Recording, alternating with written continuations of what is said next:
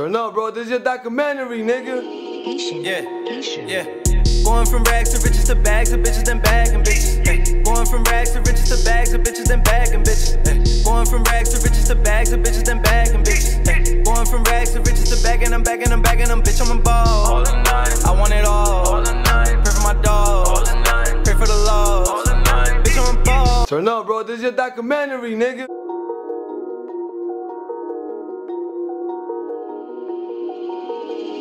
Yeah. Gossip.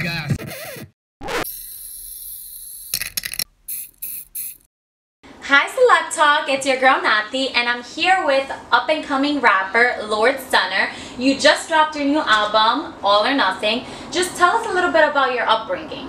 I mean, my upbringing is kind of like the traditional story from the Bronx. Just someone that had a dream and, you know, wanted to put things to work to make it happen.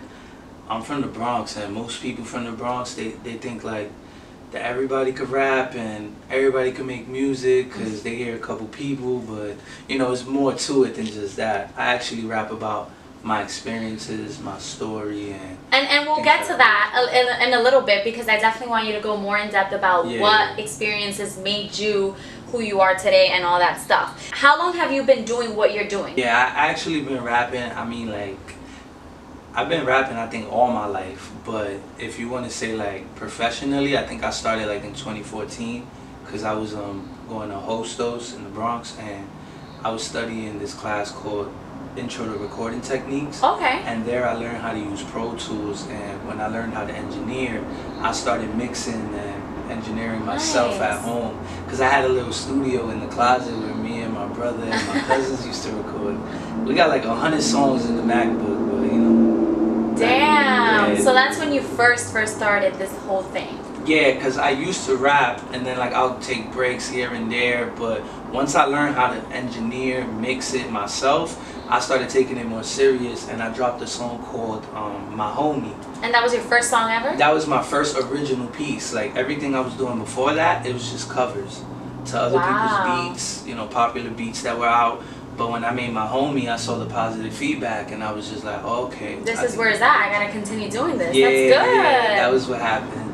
And so, what's your nationality, and how does that impact how you do your music? I'm Dominican, yeah. I have two parents, and they're both Dominican, and it kind of affected my way of receiving the hip hop music, because like they don't really like see it as something that, you know, Dominican kids can do and all that, because traditionally it comes from the African American culture, but hip hop was created in the South Bronx, and I'm from the Bronx, so they probably thought you would have done more like a merengue or bachata. I don't know about all that. It's just, you know, like they didn't see that happening, but I made it really clear that that's what I want to do. So they've been supportive with you, because usually coming from, you know, a Hispanic background, they always want us to go the traditional way, go to college, finish, go back, and, you know, have an actual 9-to-5 job that's going to be stable and provide for the family. So now that you're not doing that, what do they think about that? I mean, that's kind of some of the issues that I go through with my family, just letting them know that, like, you know, listen, I have talent, I have a dream, and, you know, I'm not going to live my life in regret of going after something I really want. So I let them know, you know, and they're getting it, especially with this project called All or Nothing. I basically named it All or Nothing because I'm gonna give it my all. I'm tired of just half-assing it, or like, okay, let me get back to it. Like, now I really want to be consistent. And consistency is key. You got to create that in order to see what your full potential is, you know? That's a fact. You dropped out of NYU talking about the non-traditional way, and I want to know how your educational background and your degree there, or what would have been your degree, contributed to your evolution as an artist. Yeah, so I was studying music business at NYU because I wanted to learn more about, you know, the music business. And after I think like 2 semesters, I started realizing, okay, it's not really about the music business here. It's more about music and business, not only music business. So once I got what I had to get out of the music business portion of my academic career, you know, I just was like, okay, this ain't for me. I'm gonna just do my own thing with everything I learned from there, or the people I met. But if I didn't go to NYU, I feel like it would have changed the way I am acting with the music now, because well, you went to Host first and then NYU. Yeah. And you were studying music background in both. No, in Hostos, I just did a liberal arts degree because I knew I was going to transfer out and try to do something with music business. But while I was in Hostos, I took an elective, and that's why I got to take that digital music class. Okay. But once I got to NYU, I took more engineering courses and music business. But it wasn't the route that you wanted to go to, so you decided to drop out and do your own thing. Yeah. And you've been doing that since, right? Yeah, and that's how I created the Residue EP. I was working with someone in NYU. His name was Nick Sadler, and he produced, engineered my music on the Residue EP. That's my first project. Wow, and you're still working with him? Yeah, we talk about working on some new stuff because he works in like different genres. He's more mainstream music. Gotcha. Yeah, so on the new project I worked with different producers. But yeah. And how would you describe your musical style? So you said he's more mainstream. Yeah. What are you then? So I mean, I don't feel like there's a word to describe my musical style. I just feel like it's good vibes, and it actually gives you something to think about. You know, you can't just pop in my music and just put it and then expect to like not really listen to anything with substance. Like I can. So you're more like an Eminem kind of guy. I don't want to say Eminem. Or Machine Gun Kelly. No. Nah, none of that. I mean, I could get when it gotta get to the lyrical warfare. You know, like I could hold my own. I feel like I could spit with the best of them, but you know, I'm all about having a good time and. So people can't just turn on your music and listen to the beat and just like jam to it, kind of like, you know, it's catchy. It's more like you really have to listen and take it all in. Yeah, I got catchy music, but even my catchy music, I still give you something to listen to, something to look forward to. Because I can't just be making attention-grabbing music that's just catchy and then it goes away. That's not really me. Yeah, you ain't trying to be a one-hit wonder out here, right? Yeah. You're trying to be a Drake. Well, I'm not saying that. I'm just saying you're trying to be more consistent kind of artist like he has been. Yeah. Well, talking about Drake, tell me about your biggest influences and where does your artistic inspiration come from? I feel like my biggest inspirations come from the early 2000s, you know, when I really used to listen to music a lot. It was Jay, Kanye, Lil Wayne, and even Fabulous. Okay. Yeah. Oh, I haven't heard of Fabulous in a long time. No, I get a lot from them. I even like try to recreate some of the things that they used to bring to the hip hop games. Sometimes. Okay. So, is there an artist that specifically inspired you to become an artist in the first place? I feel like Wayne inspired me to become an artist because when I was growing up, I just seen how he used to make me feel, and I just used to be like, I wish I had that impact on people and I had that effect on people. But I would say Jay, on another hand, inspired me. Okay. Like, it's a debate. So it's a little combination of both. Talking about most influential and successful artists in your genre today, who would you think that would be? I would think it's Jay. Yeah. Oh, okay. Jay-Z, yeah, because he's made an incredible run. He has like, what, 20 years in the game. Yeah. He's still dropping music consistently. He doesn't fall off. He's still pushing his pen, you know, so if I could be like somebody in the future, I would love to be like Jay. I feel like his career, even outside of music, is just outstanding. Who would be your first big collaboration? Would it be with him? That would be crazy, but yeah, I would love to work with Jay. Okay. Yeah. Well, we'll see. So talking about, because you said you produced back when you were in Hostos, so do you make your own beats and write your own lyrics? I produce, I make beats on my own time, but they're not really ready to be rapped on, you know. I'm just, you know, getting there with it, learning a little bit more, but I write my own lyrics, of course, I don't you don't have no ghostwriters out here? Nah. You know, it's been a lot of debate about whether you're a real artist or not if you have a ghostwriter, which in my opinion, I don't think that's true, but you know, each to their own. I feel like in the rap genre, most people get a lot of flack when you don't write your own lyrics, because I feel like in rap there's a lot of storytelling, and it's like, so whose story are you telling when you're not writing your own music? That's true. That's you know. But I didn't think about it like that. That's yeah. So I write my own music, I produce, but I just don't rap on the beats I produce. But I get beats from different producers and other people I work with, and I learn from people that I work with in the studio. Like when I'm in the studio, I watch what they do, I see how they make their beats too, you know. So I learn from that. Yeah, that's good. And then you also network, I'm sure, with those people. Yeah. Are you currently working with someone in specific behind the scenes in the studio that has helped you, especially for this new album, All or Nothing? I mean, on All or Nothing, I got a lot of help from the Turn Up team. That's Jams, JKM, and my son Bahama. Bahama put in a lot of work on my new project. So credit to him. Yeah. And right now I'm working with Soul. Soul's Okay. a producer from the Bronx too. He got a lot of credits out there, you know. So we're trying to create something right now, you know. I'm making moves. That's good. We're excited to see the near future for you. What aspect of music making process excites you the most? I mean, songwriting is like, I guess that's like my best. Like, I just love writing songs. Like, I probably have like 200 songs that I'm never gonna record, but I just like writing music. So I'll still write. I'll probably never put it out, but I love writing music, you know, because I get inspired every day, little things. I'm on the train, I'm taking a walk, I'm going through things with my family, you know, I write songs. And that's kind of also like a form of therapy probably too. Even if you don't put it out, it's like you're writing to let your feelings out and express yourself, which is what music is all about. It's a form of expression. So I feel like I have a hard time talking and communicating with people, letting people know how I feel. So I feel like I put it out in my music, you know. Yeah. I let people know what's going on through that. But so that's what inspires you to create the music you do, kind of your own experiences and the ability to be able to express yourself. Yeah. That's what I enjoy doing, you know. So in what ways has your music changed from when you first started? Your first song ever, and now we're to your new album, All or Nothing. So how has that changed from then to now? I mean, it changed a lot. I feel like you could see a lot of progress in my music. Because if we even getting back to Residue EP, that came out in 2016.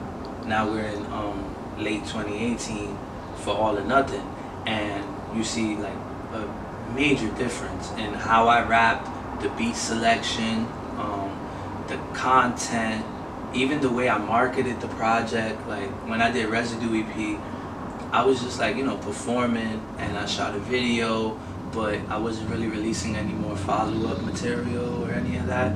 But with All or Nothing, I kind of like did a whole marketing technique before the project even came out. And then with Residue, I just dropped all the tracks and then gave one exclusive on the project. So I feel like I'm maturing over time, and also I'm learning how to move with the music and just going with the flow. Yeah, definitely. You've grown as an individual and as an artist, so that's why you do things differently now. Which marketing is very important, because that's what gets your music out there and people to actually know who you are, you know, and when they hear it, they're like, Lord Stunnah, you know? What's the best advice in the business that you've been given and that you actually followed? I mean, I've been given a lot of advice from different people, but I think the most important one is always be yourself, be original, don't try to follow any trends. Like, don't just try to do something because somebody else did it. It may not work for you, and it may not even be the route that you should take, but also being consistent. I just got to learn how to be more consistent and just keep going, don't stop, you know. So, and I think we can all relate to that, because it's just hard to remain consistent, but when you're passionate about something like you are, that passion drives you to, you know, do what you're doing and keep doing it until it becomes a reality, which you know, as long as you stay true to yourself and you keep going, it'll happen. So because like when I was younger, like I was always into sports, always into different little phases, and then they'll go away. Rap was something that never went away. When I was 10 years old listening to whatever I was listening to at 10 years old, you know, I just like would like it. Okay, then 2 years later, start writing on my own. 2 years later, I'm like, okay, let me start rapping in front of a camera. 2 years later, I'm rapping in front of mirrors. Like, you know, I just always got back to it. It's that was something constant. That doesn't go away. So that's how I know that's something that I really want and something I believe in. Being an artist like yourself, what's the biggest barrier that an artist has to face and overcome to gain commercial success, like the big rappers out here right now? Yeah, I mean, I feel like one of the biggest barriers is like even getting heard, you know, from the jump. Like a lot of people, they're already used to what they listen to, and if you sound a little different from what they're, you know, used to or traditionally hearing, they might find you weird. They might say, oh, like, I don't want to listen to that. And some people give a bad stigma to you know, upcoming artists. Like they call you SoundCloud rappers and all Yeah, I was just gonna say all these SoundCloud rappers like. Exactly, but you know, that's one of the first places I put my music. It was YouTube and SoundCloud, and then I don't know where the stigma came from, like SoundCloud rappers, but my music is on SoundCloud aside from being on Spotify, Apple Music, and all the other streaming services. But you know, it's just that, like being heard by people for the first time. Some people don't want to give you a chance. Some people don't even want to like find out who you are. So it's about getting discovered. I think that's like the big barrier. Yeah, getting your foot in the door. I think that's true too. What are your big plans, projects, anything coming up that you're currently working on or that you're going to work on? Yeah, right now, you know, I'm pushing All or Nothing. I'm trying to give it all the love it deserves and giving it all the effort I can to get more from it. I'm going to shoot some videos real soon. I'm working on more content, you know, working on some music with other producers. I don't really know about like a follow-up project right now, but I'm just gonna keep trying to flood the streets, you know. To talk specifically on your new album, All or Nothing, you have several songs, and I did take a listen, so I thought it was a great album. And I just want to, you know, kind of dissect it a little bit, go through each, you know, through some of the songs and ask you questions pertaining to that. Sure. In the song Trust, you the intro.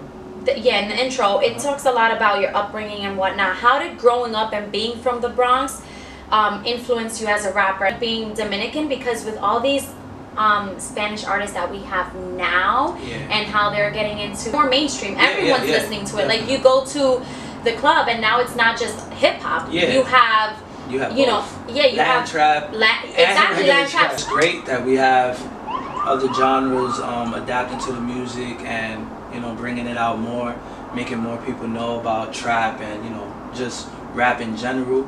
But coming from the Bronx, rap is very, very competitive. Like I remember being in 5th grade and I had like a little rap group. Damn, 5th grade? Yeah. There was another rap group and then like we had like a talent show and all this stuff. I didn't get to perform at the talent show. I really wanted to. But yeah, you know. Have you performed in any talent shows? Like talent show? At all? I don't think so. Like I did some like stuff, but not a talent show. I never really thought that, you know, I could do it at that time, and I was mad nervous and stuff. Like it wasn't for me at that moment. I didn't really have that courage, especially even like so performing somebody else's song. Yeah, I could have did that. Okay, but not me like rapping something on my own at that age. Yeah, that wasn't happening.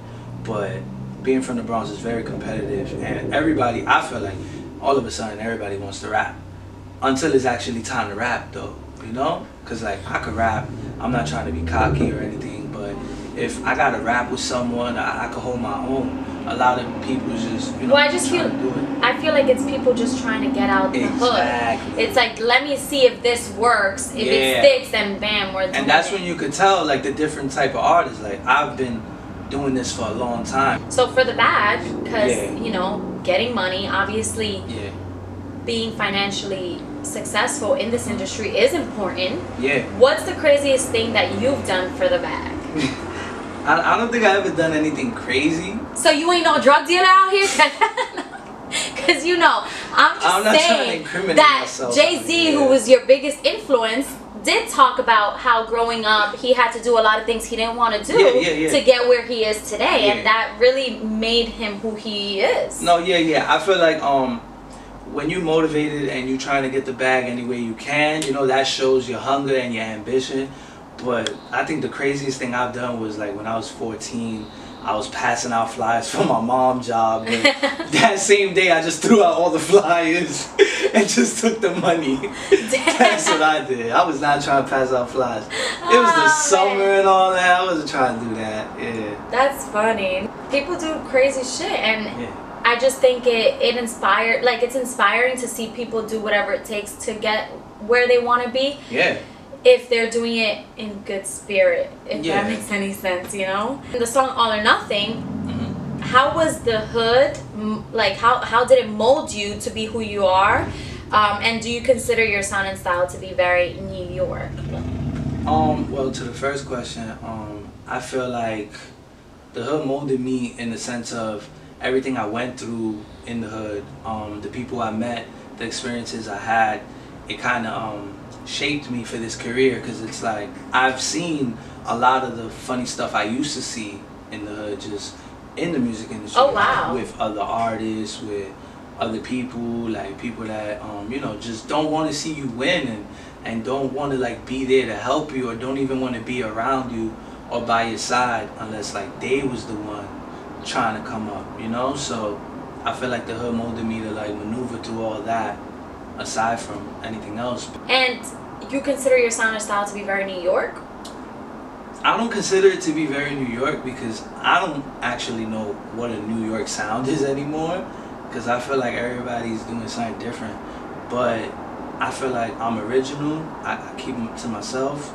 You know, I do what's comfortable to me. I don't think I have a New York sound, but I feel like you can hear New York in the way I talk, Gotcha. New York in the content and the lyrics, but I don't know if I have a New York sound.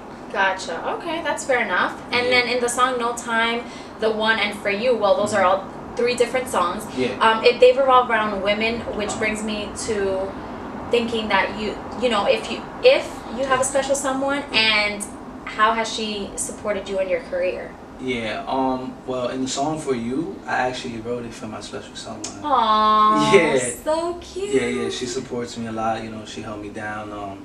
There was times that I didn't even have to go to the studio and all that, you know, she held me down, so I got her for life no matter where we at, you know, no matter where we at, you know? That's so cute. Yeah. Oh, love.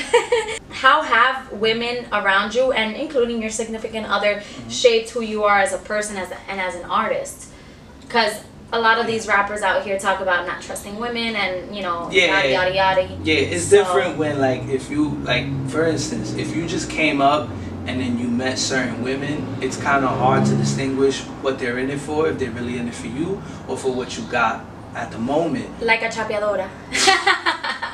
Exactly. So, you know, but when you're coming up with someone, it's more real, it's more genuine. You know their intentions, and if they're there from the start and they've supported you, then all you could do is, you know, support them back. In your song On Me, what is the one factor above all else that you currently desire most? I mean, I know getting your foot in the door and being the artist that you are today and showing it to the world, but what else does that mean to you? What else do you desire most? I mean, and On Me, I talk about how people around me, you know, that they really believe in me, they really support me. So I'm trying to do everything I can to get it done and hold my family down, hold my team down. But overall, I want to like create a legacy with this. I don't just want to just make music disappear and all that. Like, I actually believe in this, and I want to create a legacy behind my music and start my own thing, start a label, bring a team up, help people come up the way I'm trying to come up. Stuff like that, you know? Yeah, teamwork makes the dream work. Last but not least, in the testament, what's the most difficult thing you've had to endure in the industry? The most difficult thing is trying to find the right people to work with and be in contact with and network with, because like I've met a lot of shady people at the moment, like people that would be like, you know, oh, I'll book you for a show and then not give you any money, and you're there performing, practicing, and doing all this work, bringing people to their venue. They're buying their alcohol and they're making money off of the people you're bringing, and they don't pay you, they don't give you anything, they just tell you, oh, you're getting exposure, you know? So, and obviously exposure is important. Yeah, it's part of marketing strategy. Yeah. And sometimes you do have to do things that is not just for the money, to be able to get out there. But I completely agree with you, where there's a fine line between we're working together and I'm gonna get a cut, or you know, it's just like completely for exposure. So it's very difficult, especially when you're not too cool with somebody, so you don't really know how to talk to them about it, because it's like, yo, I don't want to seem like I'm money hungry, but I also don't want to seem like a fool out here, you know? Yeah, because there's some people that literally, they just take advantage of upcoming artists, like, hey, we'll get you on this show with this certain person, and because they think you're thirsty. Exactly. You ain't thirsty out here. They just take advantage of upcoming artists, you know, and I don't like that. So I keep myself away from people like that. But that's a real big issue that I have, you know, finding the right people to work with and network with, you know, so that we could create a long-lasting relationship, but it's hard to find out who you should be really talking to and fucking with out here, you know? Yeah, that's true. Thank you so much for taking the time out to sit with us. Bye, celebs.